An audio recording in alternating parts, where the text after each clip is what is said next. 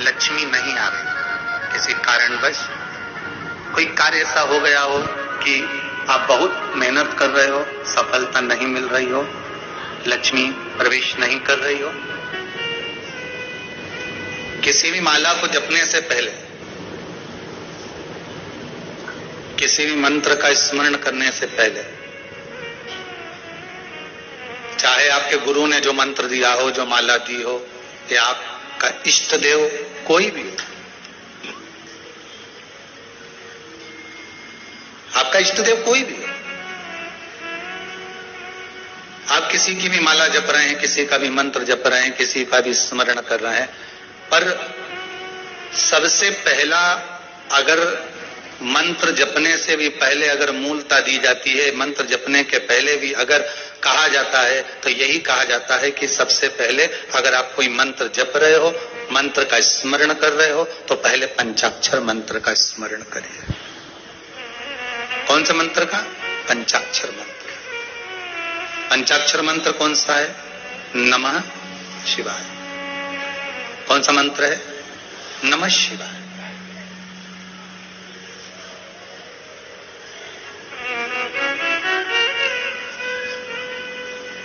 पंचाक्षर मंत्र का अगर स्मरण कर रहे हैं, पंचाक्षर मंत्र को अगर हम जप रहे हैं, तो पंचाक्षर मंत्र का अगर हम स्मरण कर रहे हैं, तो नमः शिवाय।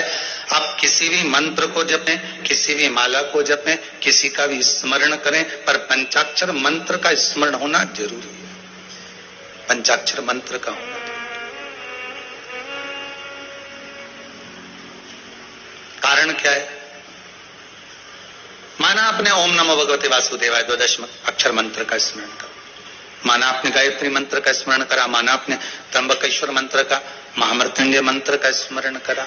आप जिस भी मंत्र का स्मरण कर रहे हैं, चाहे देवी के मंत्र का स्मरण कर रहे हो, चाहे आप राम नाम कृष्ण नाम के मंत्र का स्मरण कर रहे हो, पर शिव महापुराण की कथा कहती है कि आप किसी भी मंत्र को जपें और किसी भी मंत्र का स्मरण करें, पर उस मंत्र में जपने से पहले, माला बजने से पहले पंचाक्षर मंत्र को अगर हम बोल लेते हैं, नमः शिवाय जप लेते हैं, अगर हमने पंचाक्षर मंत्र का स्मरण कर लिया, तो पूरी माला में अगर कहीं एक त्रुटि भी हो जाती है, तो शंकर उसे संभाल लेते हैं, उसका फल हमको प्रदान कर देते हैं। आवाज चेक करिए, आवाज चेक नहीं। पंचाक्षर मंत्र का मूल एकाग्रित हो जाता है।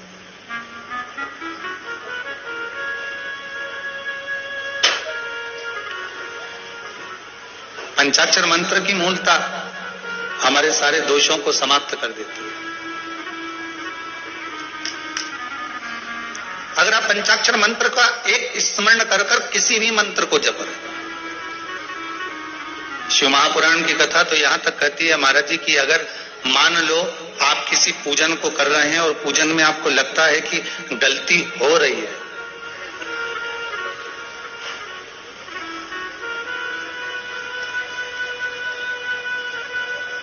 मान लो अगर आपके पूजन में, आपके विधान में, आपके स्मरण में अगर कोई गलती हो भी रही है, तो मालूम यहाँ शिव महापुराण की कथा कहती है कि नमः शिवाय बोल लेने पर वो गलती समाप्त हो जाती है। और एक बात हमेशा याद रखिए, मान लो घर में अगर लक्ष्मी नहीं आ रही, किसी कारणवश कोई कार्य ऐसा हो गया हो कि आप बहुत मेहनत कर रहे हो, सफलता नहीं मिल रही हो, लक्ष्मी प्रवेश नहीं कर रही हो, तो महाराज बेल का जो फल होता है, उस फल के अंदर का जो गुर्दा होता है, बेल के फल का अंदर का जो भाग होता है गुर्दा, उसको लेकर घर पर आओ और सुखा लो। सुखाने के बाद उसको जलाओ, जलाकर उसकी भस्म तैयार करो। उस भस्म को अच्छा बढ़िया पीस लो, पीस कर कपड़े से छान लो महाराज। उसको छान कर जब आप शंकर भगवान का पूजन करने के लिए शिव मंदिर में जाएं महाराज, किसी भी 5 प्रदोष या 5 सोमवार या सोमवार की अष्टमी पड़ जाए उस दिन, थोड़ी सी भस्म लेकर जब जाएं घर से, उसमें से थोड़ी सी भस्म बेलपत्री के पेड़ के नीचे श्री कुंदकेश्वर महादेव का नाम लेकर चढ़ा दें। क्या नाम लेना है? कुंदकेश्वर। उसी में से थोड़ी सी भस्म जो बेलपत्री के वृक्ष के नीचे आपने चढ़ाई या बेलपत्री के वृक्ष की जड़ में चढ़ाई, उसको लेकर आओ और वही वृक्ष माता पार्वती का नाम लेकर भगवान शंकर के ऊपर चढ़ा दो और अपनी मनोकामना कर कर 1 लोटा पानी शिव पर समर्पित कर दो। चुटकी भर बस, ज्यादा नहीं, मात्र चुटकी भर।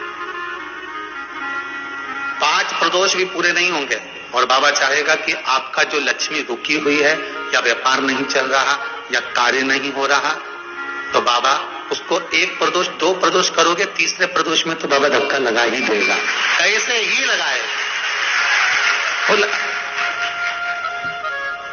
शंकर भगवान को भस्म अति प्रिय है।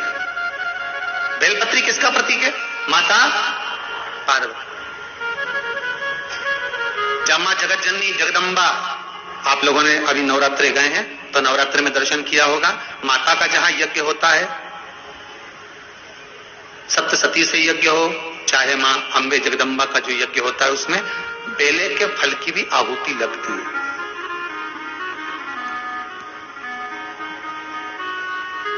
उस भस्म की बड़ी प्रबलता, बेल का जो गुर्दा होता है, उस गुर्दे की जो भस्म तैयार कर जाती है, उसका बड़ा महत्व है, बड़ा महत्व।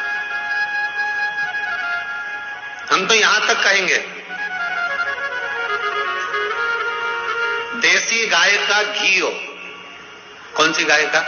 देसी, और जर्सी नहीं, देसी गाय का घी हो, देसी गाय के दूध से जो घृत का निर्माण हो वो घी हो, और बेले का जो फल का गुर्दा जलाओ, उसकी भस्म अगर आपने बेलपत्री के पेड़ के नीचे ही बनाई हो, मान लो अगर कोई बड़ा बेलपत्री का वृक्ष हो, और पहले देख लेना उसके नीचे बनाते समय कहीं मधुमक्खी तो नहीं लग रही, नहीं तो दादा तुम्हारा क्या बस चले, तुम तो वहां आग लगा दो ना, मधुमक्खी तुम्हें निपटा दे।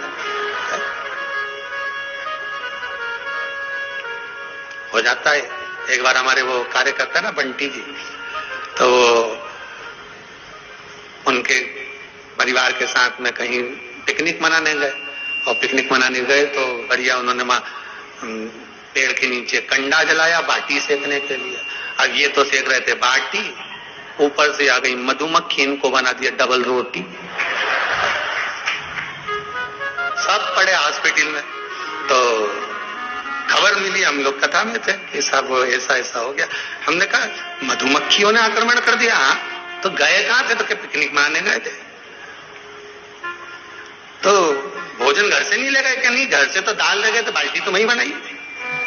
अब बस वो इतने बाटी बनाई, उन्हें डबल रोटी सेक दी। तो इसका भी ध्यान रखना नहीं मालूम पड़े। तुम लोग तो सीवर वाला महाराज ने बोला था कि बस मत क्या, इसलिए घर में कर लो तुम तो, रहन दो दादा तुम।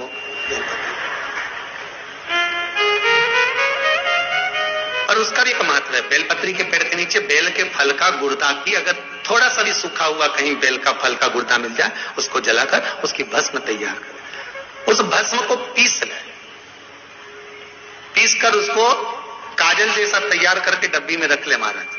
शिव जी पे चढ़ी हुई भस्म को पहले वो पीस के शंकर जी पे चढ़ाओ, फिर उसको लेकर रखकर उसमें गाय का, देसी गाय का उसमें घी मिलाकर काजल जैसा तैयार कर मस्तक पर मात्र या कलेजे पर उसकी एक बिंदी ही रखकर आप अपने कार्य के लिए अगर निकल गए तो ये पक्का है कि वो कार्य होगा ही, सफल होकर ही मानेगा। ज्यादा से ज्यादा 5 दिन उसके पास जाना पड़ेगा, 6 दिन जाना पड़ेगा, पर कार्य सफल होगा ही, उसको करना ही पड़ेगा। क्योंकि वो केवल बेल की कालोच नहीं गई है, वो स्वयं काल का तुम्हारे साथ गई, स्वयं पार्वती मां तुम्हारे साथ गई। भस्म शिव जी को प्रिय, उस भस्म का प्रयोग बड़ा सुंदर। जप्पी भभूत में है खजाना, हो गई।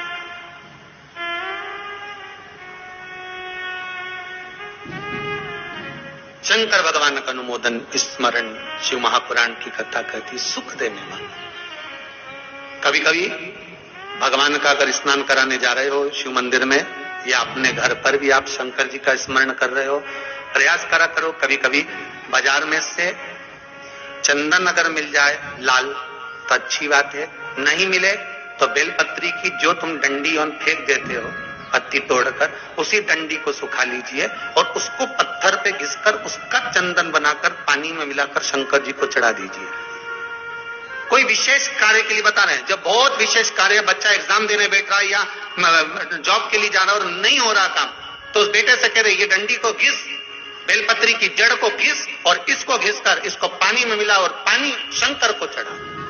जब शिव और शक्ति का मिलन होगा तो तेरा काम भी वो शिव शक्ति पूर्ण कर ही देगा।